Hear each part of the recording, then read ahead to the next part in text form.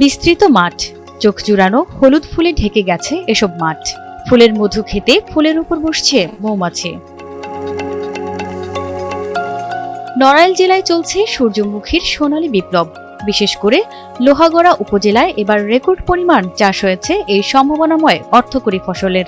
কৃষি বিভাগের উদ্যোগ ও কৃষকদের আগ্রহে সূর্যমুখী এখন এ অঞ্চলের নতুন সম্ভাবনার নাম। আমি বেড়াতে আইছি, এই সূর্যমুখীগুলো অনেক সুন্দর, তাই আমি দেখতে আসছি। পাশে আমাদের বন্ধুদের বাসা মহাজন। 200-র বেশি সার্ভিস ও ফিচারে লেনদেনের সব বিকাশ অ্যাপে সম্ভব। এখন আমরা এক ক্লাসে পড়ি, এখন ও আমাকে বলছে যে আমাদের বাসায় সূর্যমুখী ফুল লাগাইছি, তোরা এসে ঘুরে যা। তারপরে আসলাম, আসার পরে দেখছি যে অনেকই সুন্দর, অনেকই ভালো লাগছে। উপজেলা কৃষি অফিস বলছে, সরকারি প্রণোদনার আওতায় 390 জন কৃষককে সূর্যমুখীর বীজ সরবরাহ করা হয়েছে। এসব বীজ দিয়ে প্রায় 390 বিঘা জমিতে চাষ হয়েছে এই ফসল। আমাদের বাড়ির পাশে তো ঘোরার মতন সেরকম জায়গা নেই। আমি এইটা দেখে খুব মনোমুগ্ধকর মনে হয়েছে। আর এখানে প্রচুর লোকজনের ভিড় করছে দেখছি। আমার কাছে অনেক ভালো লাগছে জিনিসটা। অনেকদিন যাবত শুনতেছি যে কলাগাছি গ্রামের পাশেই একটা সূর্যমুখীর বাগান হয়েছে। এখানে আমার মামা বলতেছে যে আজ ফোন দিয়ে যে বাইকে সূর্যমুখী ফুলের বাগানে যাব। তুই আয়। আমি এসে দেখলাম না, পরিবেশটা খুবই ভালো এবং আমার দেখে খুব ভালো লাগছে।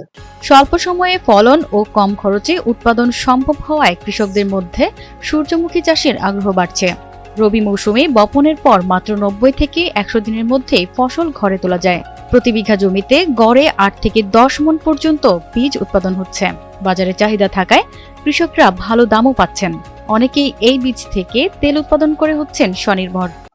ফুল বীজ আপনারা রোপণ করছে 1 বিঘাতে। ফলন আশা করতেছি ভালো হবে, তবে আপনার সারিবদ্ধ ভাবে রোপণ করলে বীজ ভালো হতো। এখন আমরা সময়ের অভাবে বীজ এমনি বপন করে দিচ্ছি। প্রতিদিন অনেক মানুষই ভিড় করতেছে, ছবি তুলতেছে, অনেক মানুষ আবার ফুল ছিঁড়েও নিয়ে যাচ্ছে। উপকারও আছে, ক্ষতিও করতেছে। ভবিষ্যতে আপনার এই ফুল দিয়ে আপনার হবে, তেল হবে। ধান কাটার পর প্রতি জমিতে সূর্যমুখী চাষ করে অতিরিক্ত আয় করছেন অনেক কৃষক। কম খরচ, সহজ পরিচর্যা এবং দ্রুত ফলন সব মিলিয়ে এটি হয়ে উঠছে কৃষকদের পছন্দের ফসল।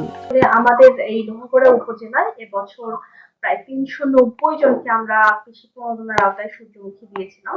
তার মানে হচ্ছে 390 বিঘা জমি আমার সূর্যমুখী চাষের আওতায় এসেছে এবং এখানে আমরা উন্নত জাত এবং হাইব্রিড জাত বাড়ি সূর্যমুখী 3, তারপরে হাইসান 33, 36 এই উন্নত জাতগুলো দিয়েছিলাম, যার কারণে আপনারা দেখবেন যে লোহাগড়ায় সূর্যমুখীর আবাদটা কিন্তু বৃদ্ধি পেয়েছে। এবং এই সূর্যমুখীটা খুব অল্প দিনের ফসল হয়, এটি একটি লাভজনক ফসল এবং পাশাপাশি এটি কিন্তু মানুষের সূর্যমুখীর যে ভোজ্য তেল, এটি হচ্ছে মানুষের শরীরের জন্য, স্বাস্থ্যের জন্য উপকারী। তো এই বিষয়টা মানুষের মধ্যে প্রচার করা সম্ভব হয়েছে, যার কারণে সূর্যমুখী যে একটা অ্যাস্থেটিক ভ্যালুর পাশাপাশি এটা যে স্বাস্থ্যের জন্য ভালো, এটা বিবেচনায় রেখে এবং প্রণোদনার আওতায় আসার কারণে আমার সূর্যমুখী চাষটি বৃদ্ধি পেয়েছে। ফুটন্ত সূর্যমুখীর হলুদ সমুদ্র এখন লোহাগড়ার নতুন আকর্ষণ। প্রতিদিন দূর দূরান্ত থেকে এসব বাগান দেখতে ছুটে আসছেন নানা প্রান্তের মানুষ। প্রত্যেকদিন এখানে অনেক লোক আসে দূর দূরান্ত থেকে। আপনার আশেপাশে দিগেলে আছে, লুটিয়াস, ওখান থেকে আসে, লোহাগাড়া থেকেও আসে লোকজন। এসে তাদের মতো করে সুন্দর করে ছবি তুলে দেখে। আসলে এত সুন্দর ফুল, এত সুন্দর পরিবেশ, এজন্য দেখতে অনেক ভালো লাগে।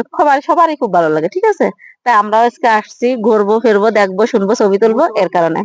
কৃষি ও পর্যটনের সম্ভাবনাকে একসাথে এগিয়ে নিচ্ছে সূর্যমুখী চাষ। নড়াইলের এই সোনালী বিপ্লব দেশের অন্যান্য এলাকায়ও ছড়িয়ে পড়বে এমন প্রত্যাশা সংশ্লিষ্টদের।